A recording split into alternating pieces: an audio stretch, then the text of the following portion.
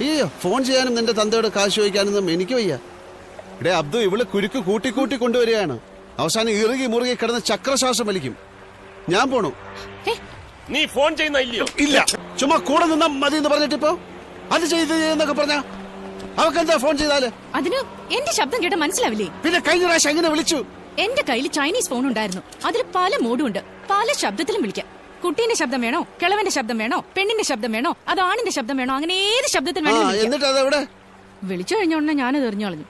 അല്ലെങ്കിൽ police phone track ചെയ്ത് എന്റെ പുറകെ വരും. ഏലിയാമ്മ ഗവേഷണമൊക്കെ നടത്തിയിട്ട് ഇതിനിറങ്ങി തിരിച്ച്. ആ വിളി വിളി വിളിക്ക. വിളി. ബെല്ലടിക്കുന്നു.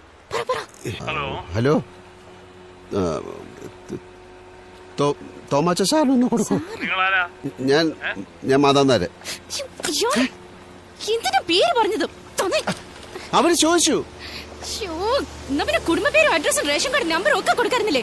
പോലീസിന് പിന്നെ അധികം അന്വേഷിക്കേണ്ടി വരില്ലല്ലോ. ഇങ്ങനെയാണ് ഒരു കിഡ്നാപ്പർ വിളിക്കുന്നത്. ഏമോനെ സാറേ അങ്ങനെന്നൊക്കെ വിളിച്ചിട്ട് എവിടുന്ന് കിട്ടിയാടോ ഇയാളെ? പിന്നെ എന്റെ ജോലി ഡെയിലി രാവിലെ ഇറങ്ങി ഓരോരുത്തരെ കിഡ്നാപ്പ് ചെയ്യലായിരുന്നല്ലോ. ഞാൻ പറഞ്ഞു തരാം. അവിടുന്ന് ഹലോ എന്ന് പറയുമ്പം എടാ തിണ്ടി നക്കി കഴിവേറി പിശുക്കൻ തോമ ഉണ്ടോടാ അവിടെ നിന്ന് ചോദിക്കണം. അതാരെ? അതെന്റെ അച്ഛനാ. അച്ഛനാണോ ഇങ്ങനെയൊക്കെ പറയുന്നത്? അതിന് ഞാനല്ലല്ലോ, കിഡ്നാപ്പർ അല്ലേ വിളിക്കുന്നത്. അയ്യോ, ഇങ്ങനെ പെമ്മക്കൾ ഉണ്ടാവനെ പുണ്യം ചെയ്യണം. നിന്നെ കൊണ്ട് പറ്റുമോ ഇല്ലോ അത് പറ. താൻ ഞാൻ പറയുന്ന വല്ലതും കേൾക്കുന്നുണ്ടോ? എന്നിട്ട് അവിടുന്ന് ആരാന്ന് ചോദിക്കുമ്പോ എന്തെങ്കിലും ഒരു കള്ള പേരങ്ങ് പറയണം. എന്ത് പേര്? എന്തു പേരെന്നൊക്കെ ചോദിച്ചാ ഉദാഹരണത്തിന് വല്ല ബരാക് ഒബാമെന്നോ ഗോർബച്ചോന്നോ അങ്ങനെ വായി വരുന്ന ഒരു പേര്. അതൊക്കെ ഓർക്കാൻ വലിയ പാടാ. എന്തോന്ന് ഇത്ര പാട്? എന്നാ വായിന്ന് പെട്ടെന്ന് വരുന്ന മാതിരി ഓർണം പറ. തുപ്പല്. തുപ്പല്. അതിലും നല്ലൊരു പേരുണ്ട്, ഷർദിൽ. നിനക്ക് പറ്റിയ പേരാ, ഷർദിൽ കുപ്പളേരി. ഇടാ പെട്ടെന്നൊരു പേര് പറയാൻ പറഞ്ഞപ്പോ എടാ ഫോൺ എടുത്തിട്ട് എടാ പട്ടി ഇന്നതാണ് എന്റെ പേരെന്ന് പറയാൻ. ആ പട്ടിയുടെ കാര്യം പറഞ്ഞപ്പോ നിന്റെ അച്ഛന്റെ പേരെന്താ?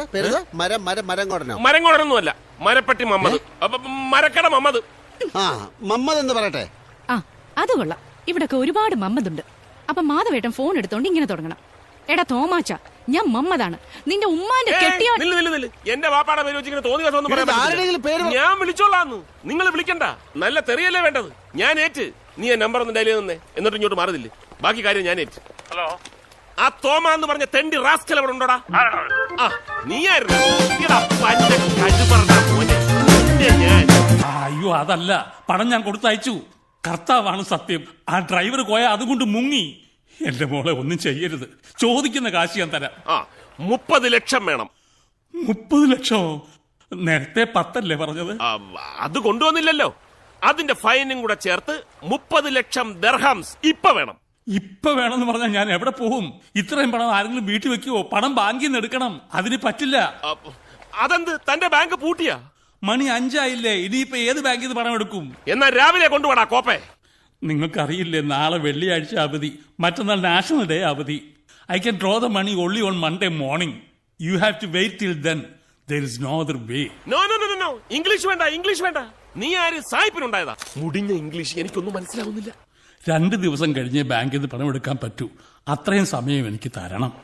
ഓക്കെ, പണം എവിടെ വേണമെന്ന് അടുത്ത പ്രാവശ്യം വിളിക്കുമ്പോൾ പറയാം. എന്റെ മോള്. നിന്റെ മോള് ആ എരണം കെട്ട അലവലാതി എന്റെ മുമ്പിൽ തന്നെ ഉണ്ട്. കാശ് കിട്ടിയില്ലെങ്കിൽ തുണ്ടമായി വെട്ടു നിർത്തി ഞാൻ പട്ടിക്കിട്ടുള്ളൂ.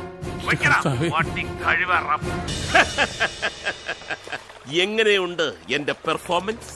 പനിനീരിട്ട് ചെവി കഴിയണം. നീ ഇത്രയും സംസ്കാരമുള്ള ഒരു കുടുംബത്തിൽ പിറന്നവനാണെന്ന് എനിക്ക് ഇപ്പോഴാണ് മനസ്സിലായത്.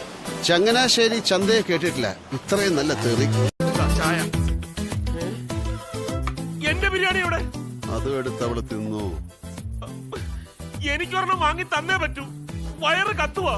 അതിന് എന്റെ 5 തരേ ഉള്ളൂ. കാലണ കയ്യിലില്ലാതാണോ കിഡ്നാപ്പിന് ഇറങ്ങിയത്? ഇതൂടെ കേറ്റ്.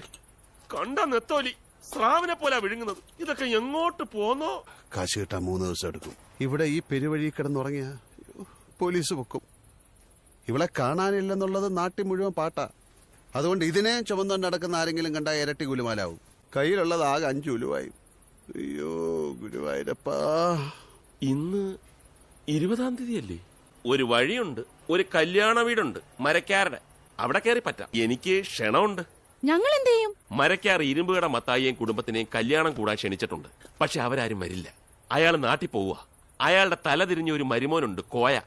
അവനാണെന്ന് പറഞ്ഞ് നിന്നെ ഞാൻ അവിടെ കൊണ്ടുപോവാം. മത്തായിയുടെ മരുമോൻ കോയെ? കോര പ്രേമമായിരുന്നു. നിവർത്തിയില്ലാതെ കെട്ടിച്ചു കൊടുത്ത്. അവൻ ആളെങ്ങനെ? ആളെങ്ങനെയാന്ന് ചോദിച്ചാ അതായത് എറണാകുളം MG റോഡിൽ ഇപ്പൊ ഒരു സെന്റിന് എത്ര രൂപ കാണും? എനിക്ക് അറിഞ്ഞൂടാ. ഒരു 50 ലക്ഷം. ഇവനെ അവിടെ കൊണ്ട് താമസിപ്പിച്ച പിറ്റേ ദിവസം 10,000 രൂപയ്ക്ക് ആളുകൾ വിറ്റിട്ട് ഓടിക്കളയും. മനസ്സിലായില്ലേ? മനസ്സിലായി. ഇതിനെ എന്ത് ചെയ്യും? ഇവിടെ കല്യാണ വീട് മുഴുവൻ ആളും ബഹളമായിരിക്കും. ഒരു പറുത സംഘടിപ്പിച്ചു കഴിഞ്ഞാൽ ഇവളെ അതിനകത്ത് കയറ്റി ഒളിപ്പിക്കാം. ഇവിടെ ഇപ്പൊ പിടിച്ച ഈ പുലിവാലൊന്നും പോരെ നിനക്ക്? ഞാൻ ആലോചിച്ചിട്ട് വേറെ വഴിയൊന്നും കാണുന്നില്ല. ഒരു നല്ല നാളേക്ക് വേണ്ടിയല്ലേ. ഒരു കുഴപ്പം ഉണ്ടാവില്ലെന്ന് ഞാൻ ഗ്യാരണ്ടി തരാം. എന്താ പോരെ?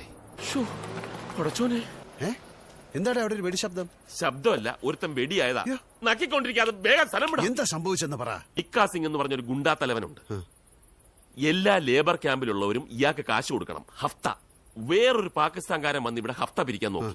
അവനെ ഇവൻ തട്ടി. പോലീസിനോട് ആര് പറയാൻ? ആർക്കും ധൈര്യമില്ല. അവന്റെ പണി എന്താണെന്നറിയാവോ? കൊന്നിട്ട് ശവം വലിയ ടാർവീപ്പയ്ക്കകത്തിടും. എന്നിട്ട് മെറ്റലും സിമെന്റും കൊണ്ട് നിറയ്ക്കും. ചെവി അറിയാതെ കടലിൽ കൊണ്ടുപോയി തള്ളും. ശവം പൊങ്ങൂലല്ലോ. അത് കിട്ടിയാലല്ലേ കേസെടുക്കാൻ പറ്റൂ. ഇഷ്ടം പോലെ നമുക്ക് പ്രശ്നങ്ങളുണ്ട്. അതിനി കൂട്ടണ്ട, നമുക്ക് സ്ഥലം വിടാം. വാ. പൂൺ നക്കാതെ വാവണ്ണേ.